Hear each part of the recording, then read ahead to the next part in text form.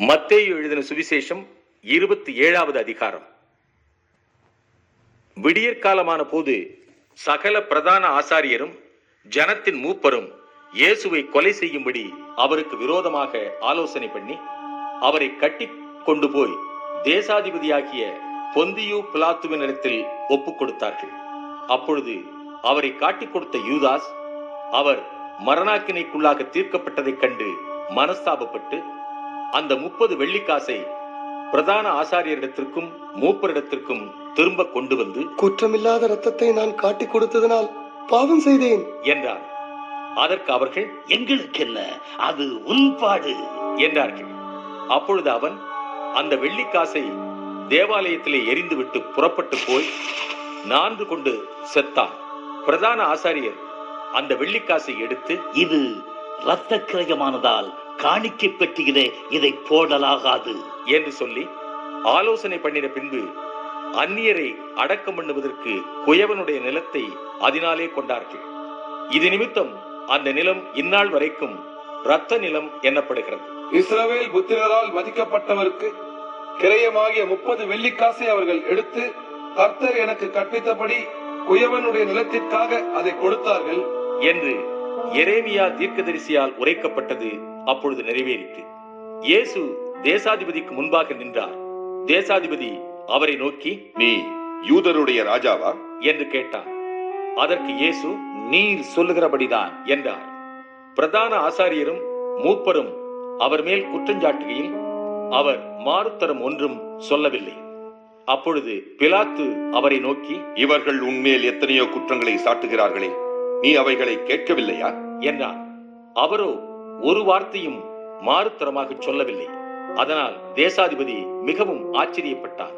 காவல் பண்ணப்பட்டவர்களில் எவனை விடுதலையாக்க வேண்டும் என்று ஜனங்கள் கேட்டுக்கொள்வார்களோ அவனை அவர்களுக்காக விடுதலையாக்குவது பண்டிகை தோறும் தேசாதிபதிக்கு வழக்கமாயிருந்தது. அப்பொழுது காவல் பண்ணப்பட்டவர்களில் பரபாஸ் என்னப்பட்ட பேர் போன ஒருவன் இருந்தான். பொறாமையினாலே அவரை ஒப்புக் கொடுத்தார்கள் என்று பிலாத்து அறிந்து அவர்கள் கூடியிருக்கையில் அவர்களை நோக்கி, எவனை நான் உங்களுக்கு விடுதலையாக்க வேண்டும் என்கிறீர்கள்? பரபாசையோ, கிறிஸ்து எனப்படுகின்ற இயேசுவையோ என்று கேட்டார். அவன் நியாயாசனத்தில் உட்கார்ந்திருக்கையில் அவனுடைய மனைவி அவனிடத்தில் ஆள் அனுப்பி, நீர் அந்த நீதிமானை ஒன்றும் செய்ய வேண்டாம், அவர் நிமித்தம் இன்றைக்கு சொப்பனத்தில் வெகு பாடுபட்டேன் என்று சொல்ல சொன்னாள். பரபாசை விட்டுவிட கேட்டுக்கொள்ளவும் இயேசுவை கொலை செய்விக்கவும் பிரதான ஆசாரியரும் மூப்பரும் ஜனங்களை ஏவி விட்டார்கள். தேசாதிபதி ஜனங்களை நோக்கி, இவ்விருவரில் எவனை நான் உங்களுக்கு விடுதலையாக்க வேண்டும் என்று கேட்டார். அதற்கு அவர்கள் என்றார்கள். பிலாத்து அவர்களை நோக்கி, அப்படியானால் கிறிஸ்து என்னப்பட்ட இயேசுவை நான் என்ன செய்ய வேண்டும் என்று கேட்டார் என்று எல்லோரும் சொன்னார்கள். தேசாதிபதியோ, ஏன், என்ன பொல்லாப்பு செய்தார் என்றார். அதற்கு அவர்கள்,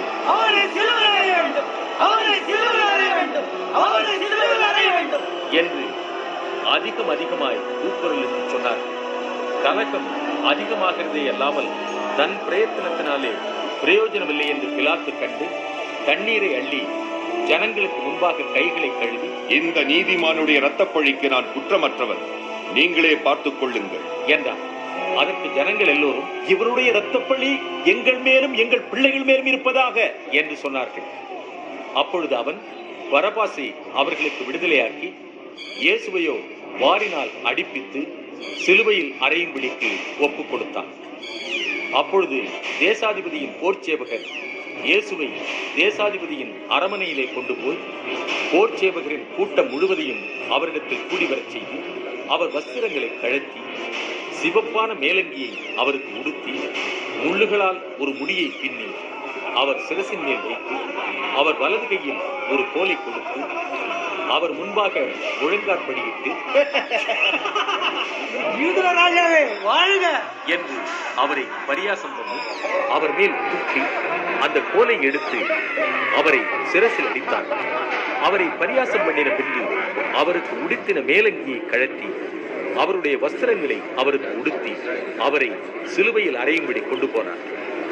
போகையில் சிரேனே ஊரானாகிய சீமோன் என்னப்பட்ட ஒரு மனுஷனை அவர்கள் கண்டு அவருடைய சிலுவையை சுமக்கும்படி அவனை பலவந்தம் பண்ணினார்கள். கபாலஸ்தலம் என்று அர்த்தம் கொள்ளும் கொல்கோதா எனும் இடத்துக்கு அவர்கள் வந்தபோது கசப்பு கலந்த காடியை அவருக்கு குடிக்க கொடுத்தார்கள். அவர் அதை ருசி பார்த்து குடிக்க மனதில்லாதிருந்தார். அவரை சிலுவையில் அறைந்த பின்பு அவர்கள் சீட்டு போட்டு அவருடைய வஸ்திரங்களை பங்கிட்டுக் கொண்டார்கள். என் வஸ்திரங்களை தங்களுக்குள்ளே பங்கிட்டு என் உடையின் மேல் சீட்டு போட்டார்கள் என்று தீர்க்கதரிசியால் உரைக்கப்பட்டது நிறைவேறும்படி இப்படி நடந்தது. அவர்கள் அங்கே உட்கார்ந்து அவரை காவல் காத்துக் கொண்டிருந்தார்கள். அன்றியும் அவர் அடைந்த ஆக்கினையின் முகாந்திரத்தை காண்பிக்கும் பொருட்டு இவன் யூதருடைய ராஜாவாகிய இயேசு என்று எழுதி அவர் சிரசுக்கு மேலாக வைத்தார்கள். அப்பொழுது அவருடைய வலது பக்கத்தில் ஒருவனும் அவருடைய இடது பக்கத்தில் ஒருவனுமாக 2 கள்ளர் அவரோட கூட சிலுவைகளில் அறையப்பட்டார்கள். அந்த வழியாய் நடந்து போகிறவர்கள் தங்கள் தலைகளை துலுக்கி, தேவாலயத்தை இடித்து 3 நாளைக்குள்ளே கட்டுகிறவனே, உடனே ரட்சித்துக்கொள். நீ தேவனுடைய குமாரனானால் சிலுவையில் இருந்து இறங்கி வா என்று அவரை தூஷித்தார்கள். அப்படியே பிரதான ஆசாரியரும் வேதபாரகரும் மூப்பரும் பரியாசம் பண்ணி, மற்றவர்களை ரட்சித்தான், தன்னைத்தான் ரட்சித்துக் கொள்ள திராணி இல்லை. இவன் இஸ்ரவேலின் ராஜாவானால் இப்பொழுது சிலுவையிலிருந்து இறங்கி வரட்டும், அப்பொழுது இவனை விசுவாசிப்போம். தன்னை தேவனுடைய குமாரன் என்று சொல்லி தேவன் மேல் நம்பிக்கையாயிருந்தானே, அவர் இவன் மேல் பிரியமாயிருந்தால் இப்பொழுது இவனை ரட்சிக்கட்டும் என்றார்கள். அவரோட கூட சிலுவைகளில் அறையப்பட்ட கள்ளரும் அந்தபடியே அவரை நிந்தித்தார்கள்.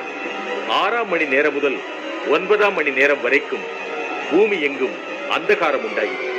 9ஆம் மணி நேரத்தில் இயேசு, ஏலி ஏலி லாமா சபக்தானி என்று மிகுந்த சத்தமிட்டு கூப்பிட்டார். அதற்கு, என் தேவனே, என் தேவனே, ஏன் என்னை கைவிட்டி என்று அர்த்தமா. அங்கே நின்றவர்களில் சிலர் அதை கேட்டபொழுது, இவன் எலியாவை கூப்பிடுகிறார் என்றார்கள். உடனே அவர்களில் ஒருவன் ஓடி கடற்காலனை எடுத்து காடியில் தோய்த்து அதை ஒரு கோலில் மாட்டி அவருக்கு குடிக்க கொடுத்தான். மற்றவர்களோ, பொறு, எலியா இவனை ரட்சிக்க வருவானா பார்ப்போம் என்றார்கள். இயேசு மறுபடியும் மகா சத்தமாய் கூப்பிட்டு ஆவியை விட்டார். அப்பொழுது தேவாலயத்தின் திரைச்சீலை மேல் தொடங்கி கீழ் வரைக்கும் 2ஆக கிழிந்து பூமியில் அதிர்ந்து கண்மலைகளும் விளந்து கல்லறைகளும் திறந்து நித்திரை அடைந்திருந்த அநேக பரிசுத்தவான்களுடைய சரீரங்களும் எழுந்து அவர் உயிர் தெழுந்த பின்பு இவர்கள் கல்லறைகளை விட்டு புறப்பட்டு பரிசுத்த நகரத்தில் பிரவேசித்து அநேகருக்கு காணப்பட்டார். 100க்கு அதிபதியும் அவனோட கூட இயேசுவை காவல் காத்திருந்தவர்களும் பூமி அதிர்ச்சியையும் சம்பவித்த காரியங்களையும் கண்டு மிகவும் பயந்து, மெய்யாகவே இவர் தேவனுடைய குமாரன் என்றார்கள்.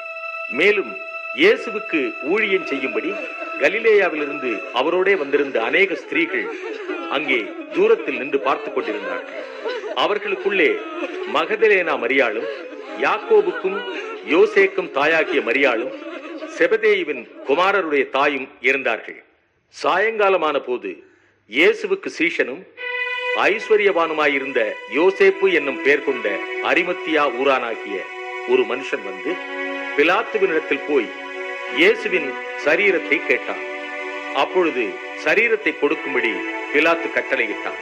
யோசேப்பு அந்த சரீரத்தை எடுத்து துய்யதான மெல்லிய துப்பட்டியிலே சுற்றி தான் கண்மனையில் வெட்டியிருந்த தன்னுடைய புதிய கல்லறையிலே அதை வைத்து கல்லறையின் வாசலில் ஒரு பெரிய கல்லை புரட்டி வைத்து போனான். அங்கே மகதலேனா மரியாளும் மற்ற மரியாளும் கல்லறைக்கு எதிராக உட்கார்ந்திருந்தார்கள். ஆயத்த நாளுக்கு பின்னான மறுநாளிலே பிரதான ஆசாரியரும் பரிசேயரும் பிலாத்துவினிடத்தில் கூடி வந்து, ஆண்டவனே, அந்த எத்தன் உயிரோடு இருக்கும் போது 3 நாளைக்கு பின் எழுந்திருப்பேன் என்று சொன்னது எங்களுக்கு ஞாபகம் இருக்கிறது. ஆகையால் அவனுடைய சீஷர்கள் ராத்திரியிலே வந்து அவனை களவாய் கொண்டு போய் மரித்தோரிலிருந்து எழுந்தான் என்று ஜனங்களுக்கு சொல்லாதபடிக்கும், முன்தினயத்தை பார்க்கிலும் பின்தினயத்து கொடியதாகாதபடிக்கும் நீர் 3 நாள் வரைக்கும் கல்லறையை பத்திரப்படுத்தும்படி கட்டளையிட வேண்டும் என்றார்கள். அதற்கு பிலாத்து, உங்களுக்கு காவல் சேவகர் உண்டே, போய் உங்களால் கூடிய மட்டும் பத்திரப்படுத்திக் கொள்ளுங்கள் என்றான். அவர்கள் போய் கல்லுக்கு முத்திரை போட்டு காவல் வைத்து கல்லறையை பத்திரப்படுத்தினார்கள்.